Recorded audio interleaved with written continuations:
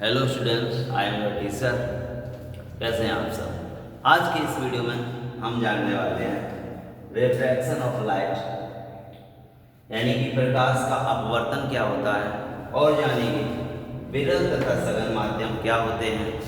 इसके बाद जानेंगे अपवर्तन का क्या कारण है, क्यों होता है अपवर्तन। उसके बाद जानने वाले हैं अपवर्तन के नियम।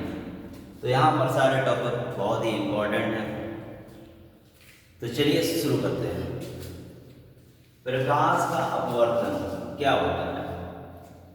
प्रकाश का अपवर्तन बेटा, जब कोई एक प्रकाश की किरण एक माध्यम से दूसरे माध्यम में जाती है तो वह अपने मार्ग से थोड़ा हट जाती है। इसी को कहते हैं प्रकाश का अपवर्तन। चित्र की सहायता से देखिए, यहाँ पर इस लाइन के ऊपर ये है, यहाँ पर वायु यानी कि एयर, यहाँ नीचे गिलास यानी कि कांच है। तो ये लाइन क्या कर रही है? दो माध्यमों को बांट रही है। ये अलग माध्यम है वायु, और नीचे कांच। प्रकाश की जो किरण है इस O बिंदु से चलती है। जैसे ये वायु से कांच में जाती है तो क्या होता है, हमने पढ़ा है कि प्रकाश सीधी रेखा में चलता है। तो ये O से ए पर आई, ए से होती ऐसी जानी चाहिए, लेकिन क्या हुआ, ये ऐसे ना जाके थोड़ी इस तरफ झुक गई। ये N1 और N2 ये होता है अविलंब, तो अविलंब की तरफ थोड़ी झुक जाती है। कभी कभी क्या होगा, अविलंब से दूर भी हट जाएगी। तो जब कोई प्रकाश की किरण एक माध्यम से यानी कि वायु से दूसरे माध्यम यानी कि कांच में आई तो अपनी जगह से थोड़ी हट गई, तो इसी घटना को बच्चों बोलते हैं हम लोग प्रकाश का अपवर्तन, रिफ्रैक्शन ऑफ लाइट।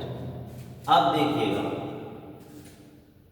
O से A तक जो किरण है उसे बोलते हैं आपतित किरण।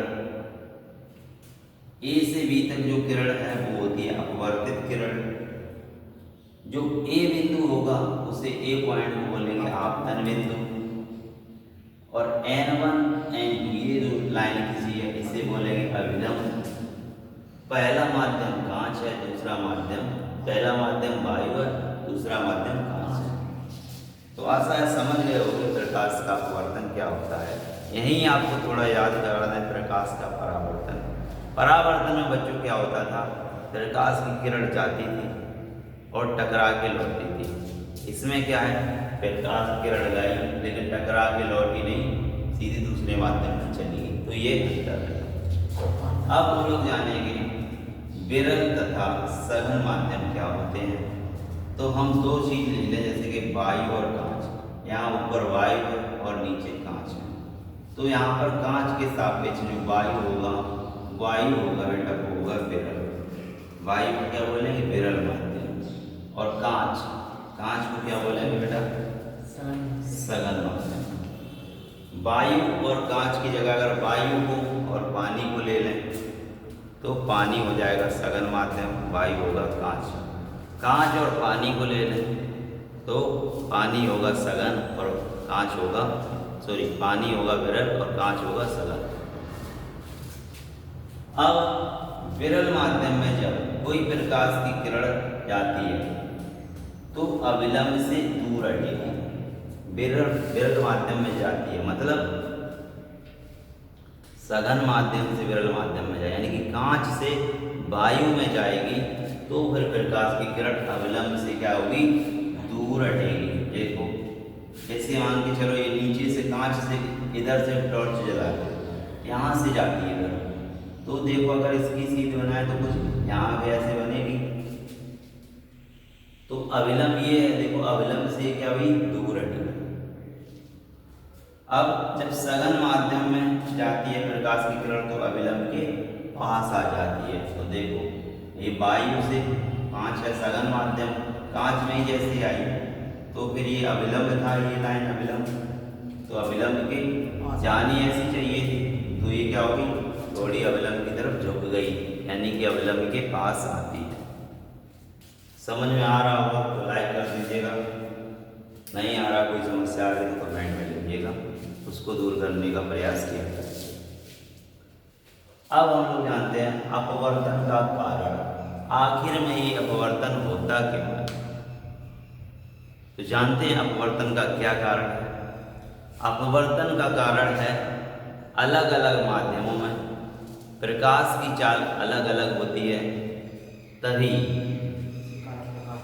इसका जो चाल है चाल अलग अलग होगी, तो इसकी जो किरण है वो थोड़ी विचलित हो जाती है, इसी वजह से अपवर्तन होता है।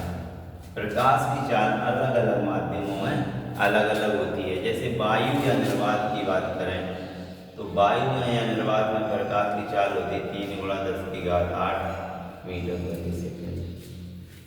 और यदि कांच की बात करें तो कांच में बच्चों होती है प्रकाश की चाल 2 × 10⁸ मीटर। तो फिर ये जो अंतर है, इसी वजह से क्या होता है, प्रकाश की किरण अपने मार्ग से जानी चाहिए थी थोड़ी हट जाती है, इसी वजह से प्रकाश का अपवर्तन होता है। अब हम लोग नेक्स्ट वीडियो में बच्चों जानेंगे अपवर्तन के नियम, यानी कि लॉ ऑफ रिफ्रैक्शन।